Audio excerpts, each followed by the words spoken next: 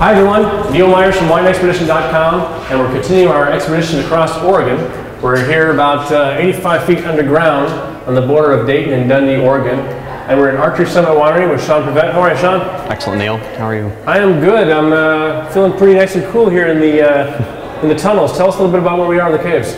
Well, we're about 80 feet underground here in one of our tunnels. It's where we keep all of our barrels. It's naturally air conditioned from being underground. Absolutely. And yeah, it keeps the barrels at a very happy temperature. Basically, it could be blazing hot outside over 100 degrees. Right. The wines are going to be about in their happy range there. And then when it's winter, it's 50 degrees in here. So just a 10-degree shift in temperatures from the two extreme seasons. And obviously, it's a pretty, in addition to having a practical use, connecting a tour I can hear around the corner. Yep, people probably love this feature. This is a pretty popular destination for folks coming to do some tasting. Absolutely. Is this are there a lot of wine caves in Oregon?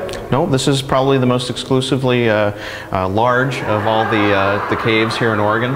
It's the only one that received a mining permit to actually create 12,000 square feet of space here underground. 12,000 square feet. A lot of digging. What kind of soil do you have to dig through to get down here? Well, it's actually bedrock at this point.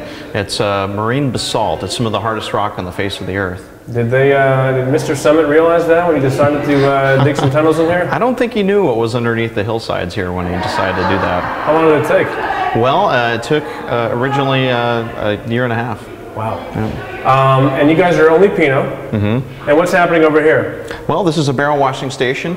Once the wines have been removed out of the barrels, we then place them on these racks to be washed and cleaned.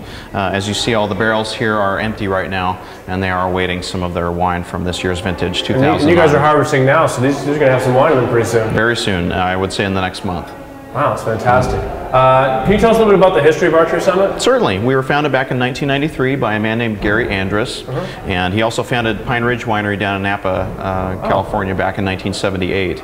I believe his impulse to create Archery Summit came when the Drouin family, the French wine company, came into the area and purchased a large tract of property at the top of the hill. Right. So that being said, Gary felt that we would be good neighbors for them. The Drouin folks are doing something, maybe they're onto something here in Oregon. Exactly.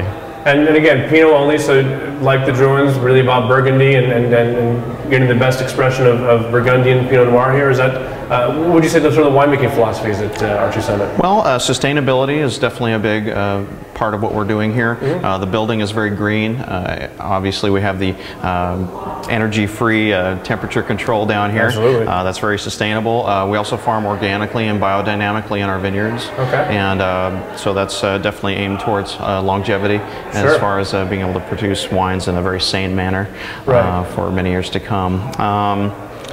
Well, we produce full-bodied wines here. Most Pinots tend to be light to medium-bodied. I believe that our wines are very full-bodied and definitely inhabit the top tier of what Oregon has to offer in terms of Pinot Noir production. How many cases per year? About 14,000, give or take, depending on the vintage. Wow. Yeah. Well, the full-bodied Pinot sounds mighty nice right about now. Can we go taste some? Certainly. Let's go. All right.